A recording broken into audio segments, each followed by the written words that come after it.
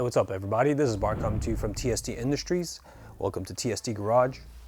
I have a SP version of the 2021 and up Yamaha MT-09 in the shop with me. And unfortunately, this bike comes with these long indicators on the front and rear of the bike. And we like to change that here at TST Industries. And we've designed a really nice flush pod style signal to accomplish just that. Here in front of me, you see half of a set of these signals I'm talking about. These are the Mech-GTRs. They do fire a really bright beam of light from a single very high power LED through a very sophisticated lens array. They fill in a really broad cone of light with the signaling light. And also they feature the ability to have a running light accent shining out through this little halo element, a little base here. And also they light up a muted version of the running light through the entire optics section here that you see on the outboard side of the signal. The entire signal is designed to be aerodynamic, low profile, but not a flush mount, and also inspires a very techy, futuristic look that these bikes are known for. So this is a very, very nice fit signal for this bike that you see behind me. I think you guys will be very pleased when you see what this looks like when it's mounted on the bike. I've already done several of these, so I know what to expect, but I'll show you guys just how easy it is to achieve this look in just a couple of minutes. Let's just run through a couple nuances of this design. We chose not to use a threaded fastener feature to mount these onto the bike because we wanted to have the interchangeability of the accent light module. This module is available in several different colors. We have amber like the stock, we have hyper white, we have soft white, a couple different colors. Whatever you want to customize your bike to look like, chances are we have something that'll match your needs. We're gonna go with hyper white for this bike because, I don't know, I just felt like this needs hyper white. That's my favorite. And it's also the one that is most frequently purchased. So I'm going to show you how to configure that on the bike. Now, our fastener system is a ratcheting sort of plate that has ratchet elements here that can be down the line if you want to dismount this. They just get pried open and extracted. For the ease of installation, you get this ratcheting plate on in the proper orientation here, with the little springy feet towards the inside of your fairing or shroud. And then you just press it down until you preload these little feet, and then you're good to go. We also include this rubber grommet in case you don't have enough friction and the signal well is just a little bit larger than the signal itself and it's moving around. You can put this in either from the outside or the inside of the signal well and pressurize this system, preload the rubber, and that gives you a little bit more friction. On this particular bike, I don't feel like this is necessary because the bike, when you ditch the signals, the OEM signals, it does leave behind a molded rubber grommet, and we'll make use of that. All right, for the electrical connection, we do terminate this particular signal in bullet connectors, but we do outfit you with the appropriate harness converter that terminates in the stock connection for this bike. So we'll just ditch 4 fasteners from this shroud, take that off, unplug it, take the OEM unit out, plug this back in, and that'll be that. We'll put all the parts back together and we'll be done with that side at least. Anyway, I've configured one of the sides here already. As we shoot the installation on this side, you'll see the other side already pre-configured, so you'll have a reference as to what to expect. All right, let's get going. I'm dying to get wrenching here. The first step of disassembly will require the removal of these 2 fasteners using a 4mm Allen.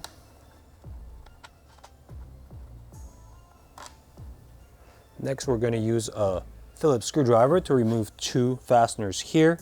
The key to the removal of these fasteners is that you have to make the center open via unthreading it counterclockwise, and then that releases the fastener to be pulled back as such. At this point, this shroud is ready to come off and put it to the side. Let's identify the connector that needs to be disconnected, and it's here, as I have a locking mechanism here that we need to press down on so that this portion comes up over the ratcheting clip. That enables us to slip this off pretty easily. And now we have this one cable tie here that we will need to cut off. Let's get rid of that. This routes through this area here and up to the top.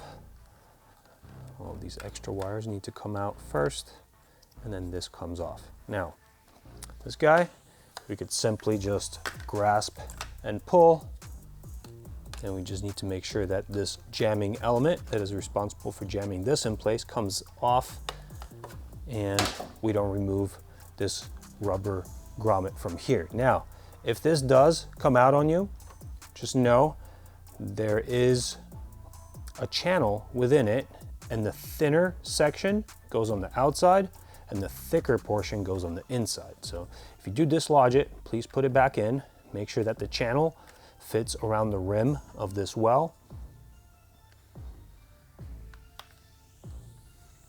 Once you get that in there, we can proceed to mount our Mech-GTR. Now, before we mount the Mech-GTR, I want to make sure that we have our accent light already configured and pressed in. They arrive to you in this condition with the wiring coming out perpendicular from the circuit board. We will need to overlap that into the little channel like so. And then there really is only one way to get this in here. This wire also has to share this channel. So let's get that in there. Make sure that you don't strain any of these wires during the assembly. The little housing for our accent light has little ratchet clips on the inside that go into these little windows that were made into these walls. Once you press it in place, they'll lock themselves in there. And now all we have to do is connect the running light, and that's pretty much it. All right, I'm gonna get this from the outside to the inside, get it seated just like that. Then I'm gonna grab our ratcheting clamp. Teeth go on first. You can see we have these little springy teeth.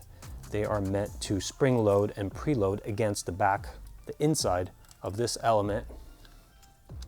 Once you get that on in there, you'll start hearing and feeling the little teeth gripping and clicking.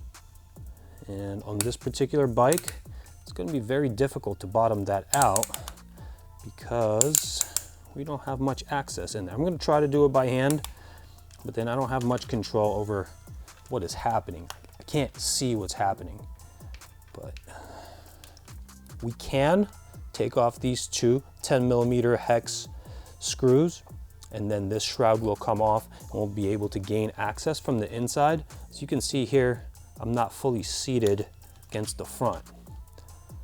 I guess if you're patient enough, you can actually get your fingers far enough in there to pressurize those teeth. And in fact, I was able to do that. If you're having difficulty with this step, please take these off, go from the inside, make sure everything is evenly pressurized, and then put this back on. We're gonna skip that step because we were successful.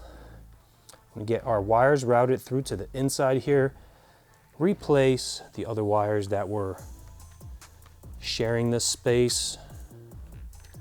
Now, obviously we have this 3-conductor plug and these separate connectors here. We are going to attach our harness converter here, red to red, and we have matching insulators on each side of this connection, blue to blue, again with the insulator, and then we have the remaining wire connected and insulated. And typically you would think that this is enough, but I like to go one step beyond this. I like to lock these guys down. They are sort of free to move around, and during the vibration of road use, they may slip off. We may cause a short circuit, blown fuse, then everything has to be taken apart. Let's not take that risk. let's lock them down with some tape. I'm just using standard electrical tape. Really just need enough to get all these insulators stuck together and not moving around.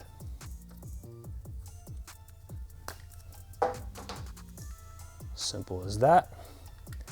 Let's connect the system, give it a little test. Before I go any further, I like to always give it a test. As you can see, we have hyper white accent light, we have signal, back to running light, good to go. All right, let's do some wire bulk distribution. Here behind this connector, we have a nice area where we can stuff these wires. And it looks like all of them are gonna fit in there potentially. Yep. So everything is nice and neat in here, evenly distributed. We haven't caused any obstruction to the mounting bosses for the shroud. Obviously these guys protrude and they need to go and mate with these surfaces. So once you have no obstruction here, you can replace this in its original place. And I like to start with the actual threaded fasteners here on the back side. They are actually a little bit easier to install than these guys. When these come out, they're flared out. So we need to get in there and monkey around with them until they actually get coaxial. I'll show you that in just a moment. I'm gonna get this almost all the way down, but I want to leave a little bit of adjustability. This ensures that these fasteners are a little bit easier to insert. And there's no real magic to this. We just need to shimmy them around a little bit until we find concentric insertion. Once you get this seated through and the inside of this flange is contacting the inside of this shroud, you simply press it and that expands the rivet side of this fastener and locks it in place. I think this detail is adequately represented by what I just explained and showed, so we're not going to switch camera angles here. I'm just going to get this in. Boom, done. All right. Let's go ahead and bottom out these screws all the way. And that's pretty much it. All right, you guys, this took me all of 10 minutes to install and go from this kind of okay look to this updated, techy, futuristic look. I really do like these a lot better. If you agree, check out tstindustries.com. You'll find those there along with a slew of different components for this bike and maybe some other bikes you may have in your stable. Give us a subscribe, a thumbs up, whatever you're gonna do. Drop us a comment. I always enjoy reading those. And besides that, I'm signing off. Thanks for watching. See you later.